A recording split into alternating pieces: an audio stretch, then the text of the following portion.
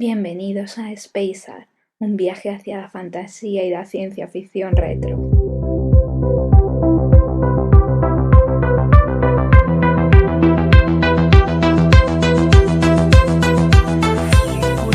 Por fin, después de casi 2 años trabajando entre las sombras en este proyecto, hoy os traigo el primer episodio, un poquito caótico, como son todos los comienzos de mi pequeño bebé que es Spacear. ¿Y de qué va Spacear? Bien, pues como habéis podido escuchar al inicio del episodio, es un espacio para poder recomendar fantasía y ciencia ficción retro, tanto dentro de la novela y algunas adaptaciones de esas novelas, como el manga. Dentro del manga, sobre todo el género shoujo, ya que es lo que más suelo consumir. Bien, antes de empezar a hablaros en profundidad de las historias cortas que tengo preparadas para este episodio, quiero hacer un pequeño paréntesis para explicaros un poco en qué me he basado yo para elegir las novelas y shoujos que os voy a ir recomendando en cada episodio. En primer lugar, he considerado retro todo aquello publicado antes de 2005. Sé que he sido un poco permisiva y que muchos no consideraréis retro nada publicado después de los 2000 o incluso después de 1990. Pero cuando en los inicios de este proyecto comencé a hacer la lista de libros que quería ir leyendo, me di cuenta que había varios que se quedaban en una especie de limbo, ya que habían sido publicados en los inicios de los 2000, que no entraban bien en la categoría retro, pero que al mismo tiempo los lectores y algunas editoriales los tenían un poco fuera de órbita. Así que por eso le he dado un poco también de más manga ancha al concepto retro, ya que hay muchos de esos libros de los que quiero hablaros, porque me parecen interesantes, que os pueden gustar y que de otra forma quizás pues podrían pasar desapercibidos. También, y aunque no ha sido un requisito indispensable, os digo que la mayoría de libros que os voy a recomendar estarán escritos por mujeres, ya que yo el 95% de libros que leo están escritos por mujeres. Habiéndoos dejado más o menos clara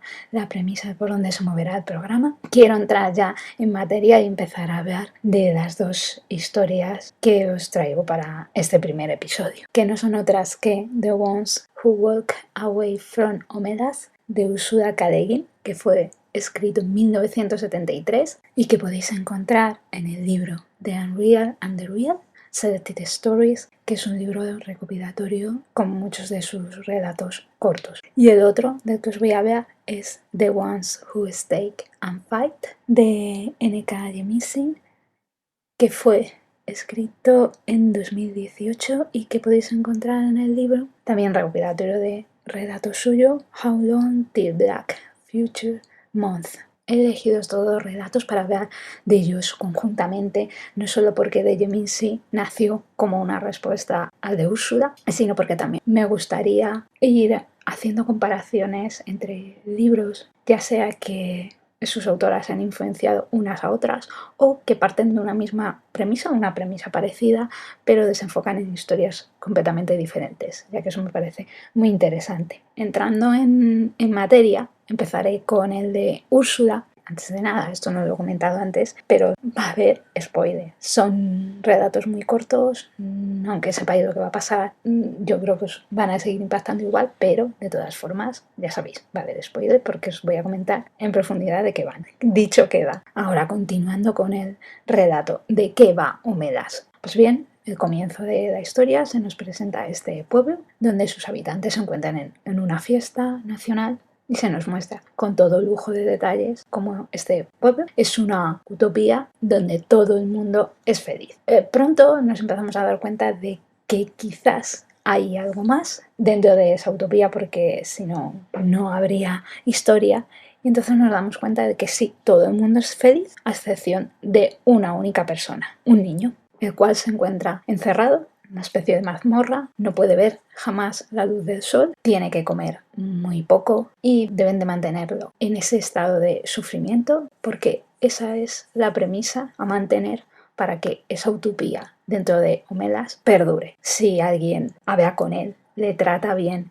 se compadece, toda esa utopía se romperá y todo el mundo sufrirá. Una de las cosas más magistrales de este relato ya no es solo el hecho de utilizar a este niño como un símbolo de lo que la sociedad estamos haciendo con el mal llamado tercer mundo, sino ante todo algo que expresa a poco después de enseñar la situación de este niño, y es que Nómedas, a lo largo de su vida de los habitantes, en cuanto llegan a una edad, todos son llevados ante ese niño y a todos se les explica lo que se está haciendo y que eso se debe de hacer para mantener la situación de su utopía. Todos son enfrentados ante lo que están haciendo y aunque muchos pueden gritar inicialmente, al final lo aceptan, y esto me parece una táctica maravillosa porque cuando habitualmente nos encontramos con historias que nos hablan de mundos utópicos, casi siempre se basan en que la realidad oscura de esa utopía solo la conocen aquellos que están en el mando o que cercanos al mando, y se nos presenta siempre algún protagonista que es quien va a romper la venda que lleva al mundo para descubrir a la gente que hay en el interior de esa utopía irreal. En este caso no hay ninguna venda que quitar, todo el mundo sabe lo que hay y él lo ha aceptado, entrando a formar parte de ese engranaje que forma su mundo, que prioriza la felicidad propia y del colectivo que forma ese pueblo al bien de ese niño. Y lo que me parece también muy importante a todos cuando se les presenta a este niño y su situación, se les comenta que esta norma se les ha impuesto. No se dice quién, no es importante, solo que esta es la norma que se les ha puesto y no puede haber ningún cambio. Es inculcarles la idea de que el cambio originaría algo horrible, de que cualquier cosa que hicieran ya no solo destrozaría su mundo, sino que les pondría en contra de todos aquellos familiares y amigos, ya que al haber aceptado lo que está ocurriendo todos son cómplices. Es casi imposible romper esta utopía cuando todo el mundo dice, bueno, sé lo que ocurre, no me importa, o es un mal menor para todas las ventajas o las cosas buenas que puedo tener. Entonces, ¿quién puede romper esta situación? ¿Quién puede ayudar a ese niño? Nadie. Y creo que esta es una forma también de llamar un punto de atención a los lectores, una forma de decirle, tú también sabes que hay un niño en alguna parte sufriendo para que tú estés bien, para que tú mantengas esta situación de medio felicidad, aunque no sea utopía, porque si él no sufriera lo mismo, tú no estabas en esta situación de ventaja, por así decirlo, pero te da igual, lo has asumido y aceptas que para que tu mundo siga siendo el mundo que es, ese niño tenga que sufrir. Según nos vamos acercando hacia el final del relato, se nos da algo parecido como una pequeña esperanza, ya que algunos de los habitantes de Omelas a lo largo de su vida, ya sea nada más conocer el secreto o unos años después, entran como una especie de depresión, una especie de ensimismamiento, y llega un momento que se marchan directamente, cada uno por su lado, se vea que cogen un camino, les da igual cuál, empiezan a andar, andar, andar y dejan el pueblo. Sé que mucha gente no verá esto como una forma de rebelión, pero cuando se encuentran en un sistema que hagan lo que hagan no lo pueden romper. La única forma de salir de ese ciclo es dar un paso hacia atrás o hacia un lado y marcharse hacia lo desconocido. Ellos no saben lo que hay fuera, no se explica qué se van a encontrar, si hay otros pueblos, no hay nada, les da igual. Ellos directamente no pueden seguir con esa realidad y su forma de romperla es irse. Algo que me parece muy interesante del relato es que al haber privado al lector y a los habitantes de una figura real que sea a la que poder culpabilizar por haber tomado la decisión de tener a ese niño en esa situación, son los mismos habitantes los que se convierten al mismo tiempo en salvadores y verdugos de ese niño mientras mantienen esa guerra pasiva consigo mismos al decidir si aceptan o no las premisas del mundo en el que viven. En contrapunto a todo esto que os he contado, nos encontramos el relato de Yemin-Sin. Ella nos presenta un mundo utópico, en este caso llamado Elat, que también se encuentra de fiesta y en donde se nos habla cómo sus habitantes han llegado a una comprensión mutua a través de comprender que la diversidad cultural es algo básico para poder avanzar como sociedad. Una de las particularidades de este lugar es que está conectado a otro planeta, en este caso la Tierra, y sus habitantes quienes así lo deseen, pueden a través de unas máquinas tener contacto con nuestro planeta, a pesar de que esos contactos no están prohibidos, sí que están vigilados en cierta medida, ya que, y esto creo que es algo muy interesante del relato, nuestro planeta, el planeta Tierra, es como el germen, digamos, del mal de Unedas, ya que en muchas ocasiones en esos viajes, al ver las actitudes que tiene la humanidad en la Tierra hacia otras personas, habemos racismo, homofobia, etc., eso crea como un germen de maldad en esos habitantes de Uneda, que hace que una vez vuelven a su hogar, han cambiado y sean como esas semillas que podrían romper esa idea de la utopía. En el relato se nos presenta esta situación con un padre y una hija, en el que el padre ya ha hecho varios viajes a la Tierra y ha empezado a cambiar su actitud ante el mundo que le rodea. O ya no le interesa tanto la armonía común y el perder un poco de los privilegios propios para que todo el mundo pueda tener un estado de igualdad, sino que se centra únicamente en sus intereses personales. Esta idea es el corazón del relato, ya que constantemente Jemisin nos quiere dar a entender que para llegar a esa utopía primero tenemos que deshacernos de esos privilegios que impiden que todo el mundo tenga un trato justo y que nadie se quede atrás o tenga que ser encerrado para que los demás sean felices, aunque esto lleve a que los habitantes constantemente tengan que trabajar más, ya no trabajo físico, sino trabajo personal de construirse una y otra vez para que el resto de personas tengan el espacio que necesitan y se merecen. Volviendo a este padre y su hija, cuando los vemos en el relato es a través de, digamos, una especie de policía de los viajes, por así decirlo, que ellos se encargan de controlar que la gente no acabe envenenada mentalmente debido a estos viajes. Cuando ellos los encuentran, sus órdenes se nos da a entender que es acabar con este padre, ya que él se encuentra en un estado de no retorno. Ejecutan la orden y se nos presenta la situación de qué van a hacer con esa niña, ya que se ha quedado sola y debido a las enseñanzas que le ha ido inculcando su padre, también tiene ese germen nocivo de la tierra, por así decirlo. Durante unos momentos se nos plantea la situación de ¿debería la niña vivir o la van a dejar vivir estos policías o van a acabar también con ella como han hecho con su padre? Pronto en el relato se nos hace ver obviamente que ella es solo una niña y que tiene ese espacio todavía para poder cambiar, para que esos policías le den esa esperanza de enseñarla, para también poder ser uno de ellos que trabaje en lo mismo que ellos trabajan, y que si llega un momento ya como adulta no es capaz de tomar parte en esa utopía de una forma sana, entonces ya se harían cargo de ella, pero por ahora necesitan darle esa oportunidad que se merece por ser una niña, porque todavía tiene tiempo de esa madurez mental y de crecer como persona. Una de las cosas más interesantes que me ha parecido del relato, que tiene más fuerza, es la rabia con la que está escrito desde las primeras páginas, bueno, las primeras frases que diga. Ves la furia que siente Jemisin en parte hacia el relato de Úrsula. Es más, específicamente en los primeros párrafos hace mención directamente a que en esta utopía, la que ella ha creado, no existe ningún niño escondido que deba mantenerla, siendo un ataque directo hacia lo que creó Úrsula con Omedas.